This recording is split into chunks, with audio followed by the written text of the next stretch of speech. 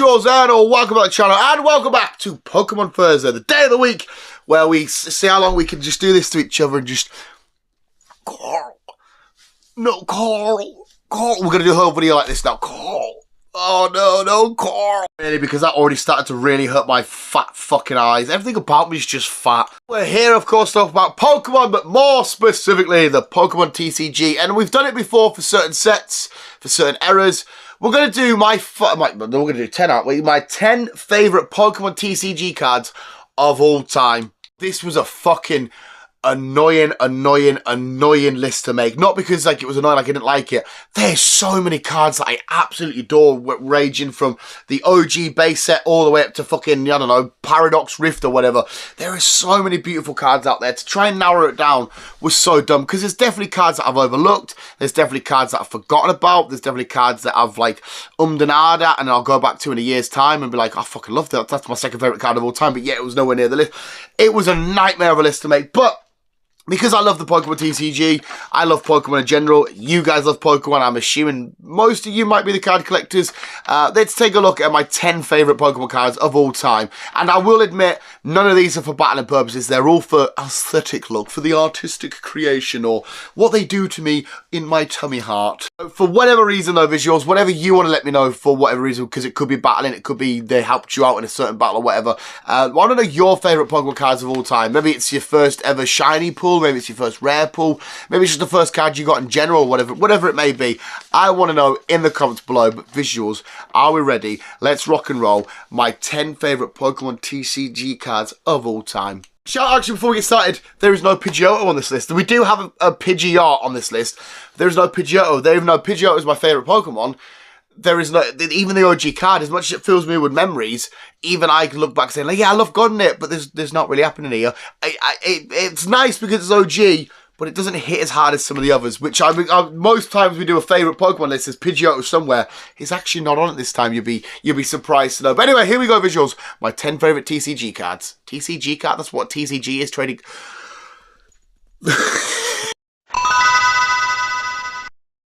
Start off with the Neo Genesis Heracross. I love this card because I love Heracross and I love the derpy boy that it is, but it's more to do with what you can see in the bottom left if you're looking at the card, is the Pinsir Claw, and it's the, you know that Pinsir's going to be proper angry and ready to kick off, and Heracross is like, just ready to do his derpy fight shenanigans. I fell in love with Heracross the second I saw him as a Pokemon. Hence why I had to get him tattooed. And I also absolutely adore the little rivalry between Pinsir and Heracross. I say little, it was quite a big rivalry. And I love the story to tell that there is there. Okay, there might not be this grand, elegant Lord of the Rings type story to tell, but there's a little story there, the rivalry between the Heracrosses and the Pinsirs. So to get into Neo Genesis, to get a Heracross, my first ever Heracross card I got, I still have. Beautiful. And to see the little Pinsir in the corner, his derpy look, oh, it's fucking beautiful.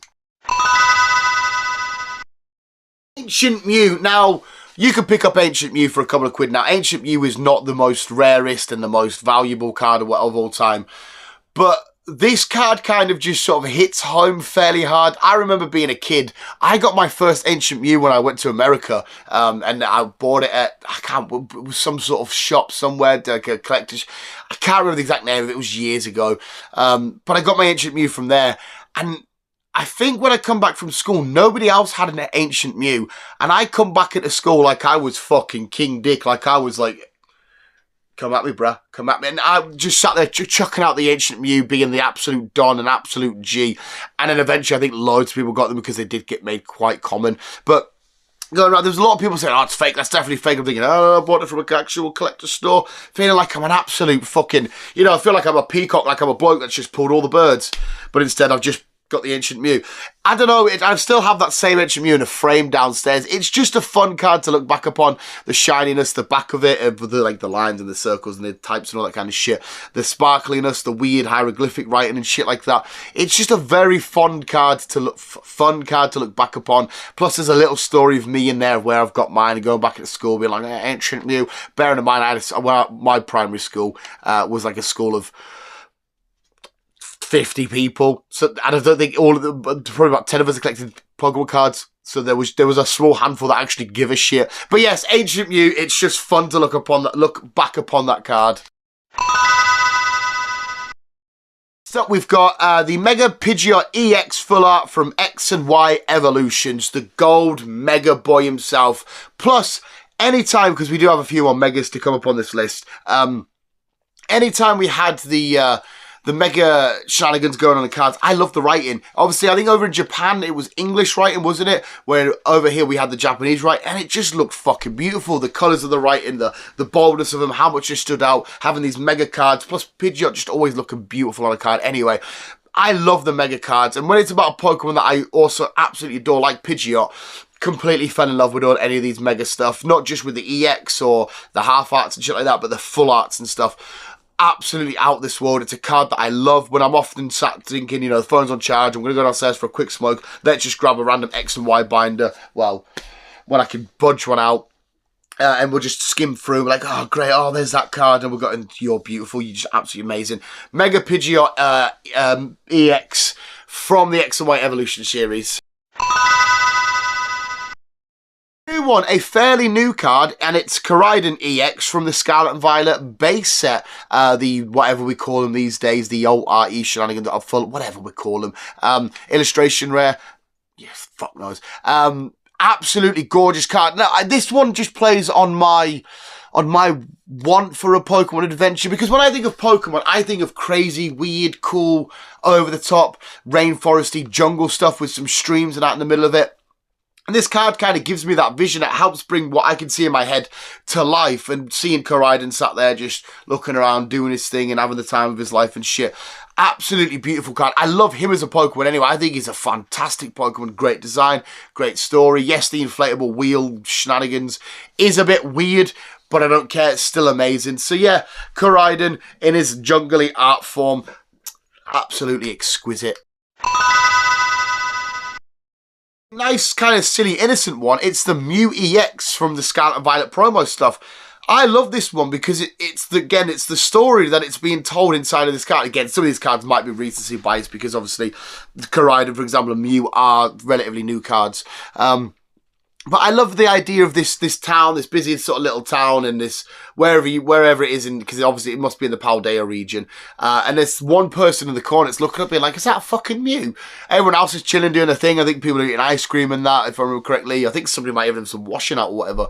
But somebody's looking up and thinking, "Is that a fucking Mew?" Fuck, let's get the card out. You guys should have it up on the screen somewhere. But where are we? This is our promo stuff for Scarlet and Violet. Where are you little shit? I didn't think you were this far. There she is. Yeah, so I don't need to because you've got it on screen. I'm looking at it myself. So it's not washing, it's just little banners. You got people walking around, this kid running after somebody else for like their sweet, somebody at the window having a coffee, and somebody looking up with their ice cream just being like, fucking Mew. Mew's looking down as if to say, "I'll have some of that ice cream, you little shit." It's just such a lovely, wholesome card with this little scene that's going on and the world of Pokemon being the world of Pokemon. It's just a really cool fucking card. The Charizard Full Art from Brilliant Stars. Now, this one is purely because on one side we have the Charizard, but on the other side we have that Venusaur ready to rock and roll in a battle. Now, anything to do with Venusaur and Charizard going toe-to-toe, face-to-face, me being on Team Venusaur, ready to just smash shit up and fuck shit up. Plus, they're not massive rivalry, because I think if you look at rivalry between starters, you go back and obviously you look at Blastoise and Charizard because of Gary and Ash and stuff like that. But there is somewhat of a little mini rivalry there. We know that Bulbasaur and Charmander at certain points throughout history and whatnot have butted heads little bits and stuff like that. But I think there's more of a rivalry there for me because Venusaur and Bulbasaur and that were always my starter, so I was always up against the Charizard. So it feels maybe a bit more just personal to me than if that's maybe more fair to say. So I always see Venusaur and I'm always like, "Come on, Venusaur, you can do it. You might have the type over you with the fire and fucking flying, but you can fucking do it, son." And I saw this card when they first announced it and revealed it, and then eventually got it ourselves, and just think, absolutely amazing, out of this world, beautiful. This might not even be a card that we have, you know. Oh no, I think we did, but down there, we might have bought this one at the end. There's a slight chance we might actually have this card. No, we do. That's not what we're here for. Shut up, Dan. But yeah, the Charizard Full Art up against Venusaur for Brilliant Stars. I can't remember if we've got it. Now we've just spoke about it, I'm going to speak about him again. Mega Venusaur Full Art from EX Evolutions. It's green around the border and stuff. I love me some grass type. Green's my favourite colour. It's that mega writing. It's the mega Pokemon. It's the OG of the best starters of all time. I know not technically the best, but he's my best. He's my favourite. He's my G. He's my bad boy. What the fuck am I saying? But it's another beautiful mega card, but it's just featuring a Pokemon I love so much with great colours, great artwork, a great, amazing standout sort of card. If you're looking for a binder, to me, I'm always drawn to that. It stands out and it looks so fucking cool. Yes, I'm being biased because I love Venusaur so much, but Mega Venusaur Full Art from the X and Y Evolution set. This one might be getting a little bit boring because we're going to go for the top three. They're all just OG cards that don't have anything major going on. But kicking off our little list is the OG Venusaur from the base set. I love this little fucker. If you remember correctly, I love it that much when we were doing was it the Celebrations set? Was it Celebrations? And then you could get the reprinted version of Venusaur. I was like, yeah, we'll be happy with Charizard and Blastoise, but we're here for the Venusaur. We got it. I was like, yes, please. Thank you so fucking much, you beautiful bastard. Absolutely love this. It was my... We do have OG Charizard still and OG Blastoise and whatnot. But when all the kids at school, well, I say all the kids, the 10 that we've just said about, were hunting for Pokemon cards and that, they all wanted their Charizard. They would do whatever they could to get their hands on a Charizard. And I just wanted that Venusaur because, again, I started my Pokemon adventure with a Bulbasaur. Bulbasaur, Ivysaur, Venusaur being my starters, my love of Pokemon. When I think about starting a Pokemon adventure, there is nothing else by my side, in my head that is, because I've done other games and shit with different styles. But anyway, if it was real life, there's nothing else by my side apart from a Bulbasaur that I'm starting shit off with. So eventually we did go on to get Bulbasaur, Charizard and Blastoise, but that Venusaur was always the one. We're not going through and be like, please, let's see a red border, let's see a red border. We were going, let's see a green border, let's see a green border. And the day we got it, Jesus Christ, I can't remember if I did, but I wouldn't be surprised if I fucking cried. I love the OG Venusaur so friggin' much. The OG Nidoking. Now, this is a strange one because Nidoking is one of my favourite Pokemon, without a shadow of a doubt. I love Nidoking, and he's a great looking Pokemon. There's something I always say on the channel, a Pokemon-y looking Pokemon. Make of that what you will. It's non-English, it makes no sense, but I have this term, Pokemon-y looking Pokemon, and he fits the bill of a Pokemon-looking Pokemon completely. But it's another card that I was completely enamoured by. Nidoking always looks great in cards. I remember the artwork card we got for 151, that the set there, you get Nidoking, and I remember again saying that if we can get that card, I'll be over the friggin' moon. In fact, when they just released the artwork, I was like, I hope we get that one day, and we were lucky enough to do it. But Nidoking, this particular one, see, because Nidoqueen looked great as well, but the weird orangey, yellow, red, splashy sort of background and the pose that he's in, and as well with it confusing the shitted life out of me. When I was a young kid, thinking he's a poison ground type, but he's got a green border. How's he a grass type?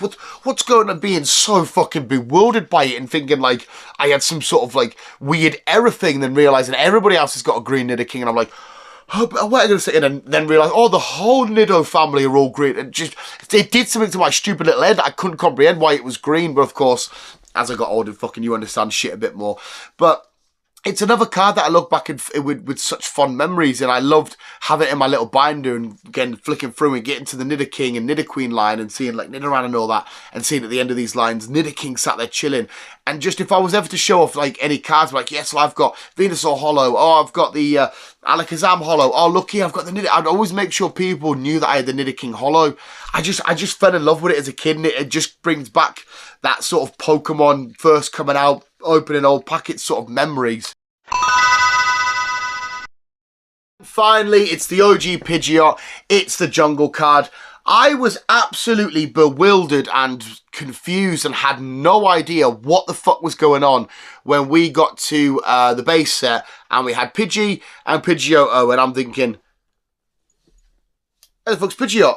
And then we get Jungle and that come out, and then we eventually do get Pidgeot, and I'm thinking, is this because he's like a super duper rare, or he's super duper powerful, or he's out there or some shit? No, it's just a different set. It was so stupid and dumb. But I have I feel like I think I look back at the jungle set more fond maybe than I do the base set. I don't know if that's true, but sometimes when I go back and I think of the old artwork packets, and I know for some whatever reason a mate of mine's dad ran a shop somewhere, and he'd come to my house once and he'd give my mum like this massive stack of Pokemon cards. And I was like, oh my God, I was meant to share them with my brother. I did not share them with my brother. He just I don't know why you give them all to me. It was absolutely bizarre and weird. And I even remember handing him like that. He had a pile. And I was thinking, what the fuck? And I think it was Pidgeot. I got in one of these stacks. And I just fell in love. The look of it, the pose, the position. He's like, his wings are kind of like that. The weird sort of skyline kind of, not skyline, but like sky background.